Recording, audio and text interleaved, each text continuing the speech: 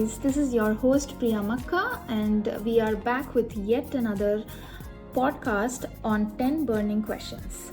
So, this time we have Shireen Florence all the way from Australia, and she will be talking about the process for Australian student visa. Let's get started. Hello everyone, I am Shireen Florence, and before we go into the discussion, I would like to thank my dear friend and one of my closest friends, Priya, for giving me this opportunity to talk about Australian student visa process. So Shireen, your first question is, how did you find the process of applying for an Australian student visa from India? 7 years almost that I've been in Australia, and back then the process was simple. It was not much of a hassle as it is now. So I think the process is simple, and all I had to do was submit the documents on time, and the consultancy made it easy for me. Your second question is, were there any unexpected challenges or difficult situations that you faced during that process?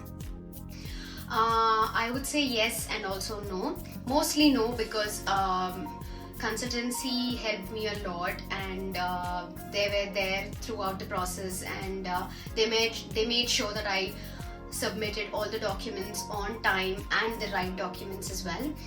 The only challenge I faced during that time was approval for a student loan. Your third question is, what documents did you find crucial or very difficult to gather for the process? The most crucial part of the whole process was getting approved for a student loan. So during that time, I didn't want to go through a bank because I knew that that's a very long process and I didn't have time. So I chose the other option. I went for a private agency or institution where I got my loan approved within just weeks. Your fourth question is, how long did it take for the application to be processed, and was it within the expected timeline? So I applied my visa in the starting of April, and I got it approved by the end of May, and I got the results within the time frame. So your fifth question is, can you share any tips or advice for the future students from India applying for an Australian student visa?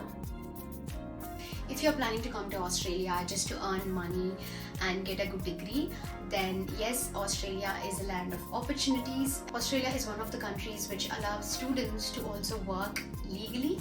So you can work up to 24 hours while you're studying in Australia.